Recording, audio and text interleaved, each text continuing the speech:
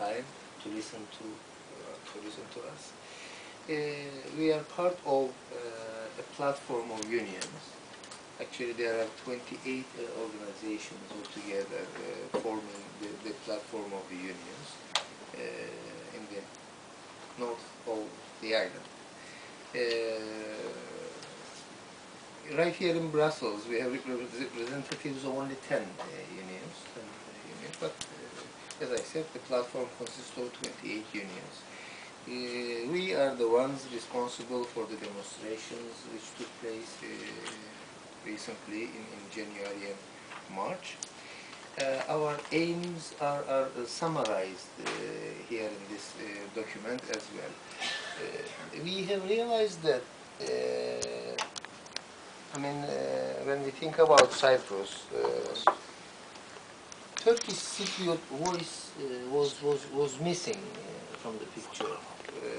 Turkey have their channels to express their views. Greek Cypriots, of course, have their channels. They are the recognized government in the island, so they could also express themselves. But we Turkish Cypriots, I think we realized that, we decided that our voice was missing. So we organized this visit to Brussels to meet with people, to meet with representatives of different groups in the parliament, to share with them what the situation currently is in North Cyprus, and also what we want to do, what our vision is. And as you could also see in this document, the situation in the north of Ireland is getting worse every day. Okay, the problem didn't start today or yesterday, but especially after 1974, after the Turkish intervention, things are getting worse.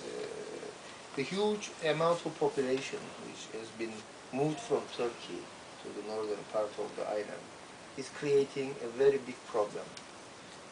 Not only economically, but it is also creating social problems, it is creating political problems. It made our education system and health system collapse, because it is impossible to plan anything. According to official figures, the population in the northern part of the island is around 264,000. But in actual fact, okay, there is no census to say for sure, but we are making estimations that the actual population is around 800,000. And only 120, 130,000 of this population is Turkish Cypriots. 120, 130,000. That's another estimation, of course, but because young people, especially young Turkish Cypriots, are leaving the island. There is no hope for them in the island. There are no jobs. We have a very bad economy. Actually, it is difficult to say that even we have an economy. And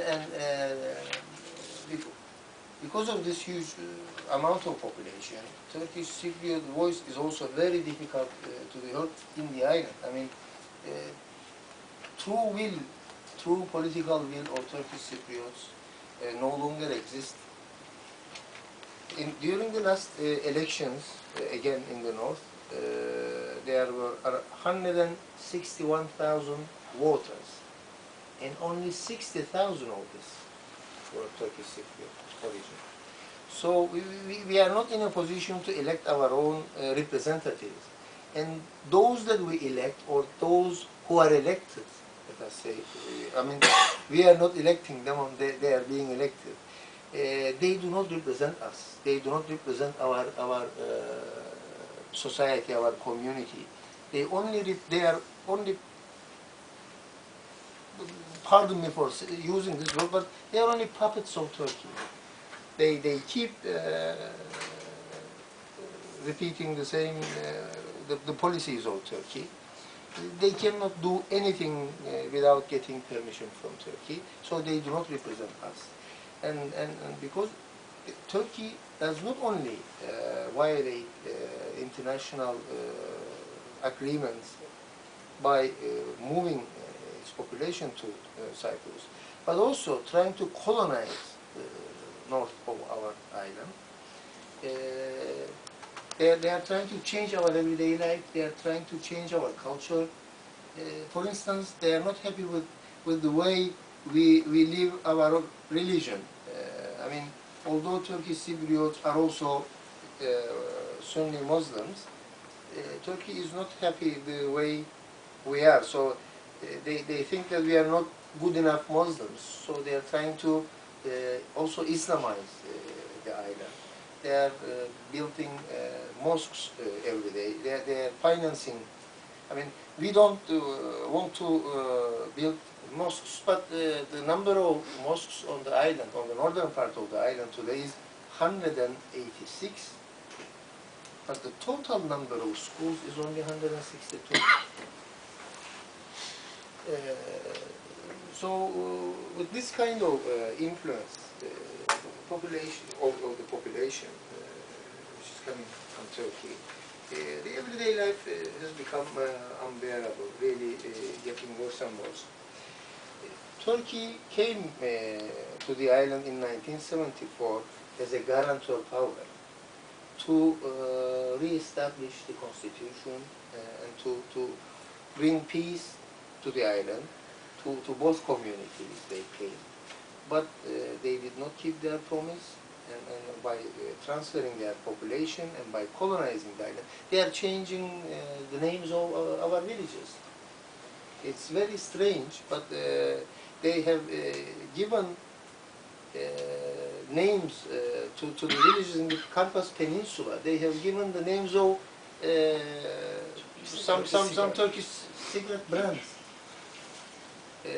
A group of villages, 7, 8 of them, have been named after cigarette brands. So there are all kinds of strange activities going on. Of course, the economy is getting worse.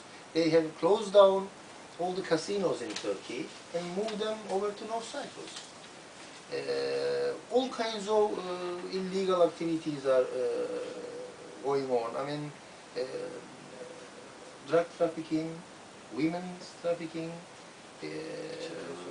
There are loads of also ecological problems that we are facing, and majority of them are being created by Turkey. Recently they have started dumping their some oil refineries or some kind of sand that nobody wanted to take. They have dumped it in Famagusta open port, and our local authorities cannot say no to this. So we are facing all these problems, but because the negotiation process did not produce any substantial development, any substantial result, we have been watching the process going on, but this is not bringing out any results. So life in North Cyprus and Turkish Cypriots are suffering greatly out of all this. We are theoretically part of Europe. We are theoretically European citizens, but we cannot practice, we cannot exercise our citizenship. Acquis communautaire is, as you know, suspended in the north. So actually we don't know where we stand. We thought that it would be hopefully fruitful to come and share the situation with you, and perhaps ask your help. There is also another maybe interesting thing that I should mention, and that is the European Union has decided to allocate 259 million euros for Turkish Cypriots to prepare themselves a better life, to have their country more developed. But even this money is mostly in the hands of people coming from Turkey. I mean, Turkish entrepreneurs are getting these projects. So, because it is open to them, most of these projects, they are actually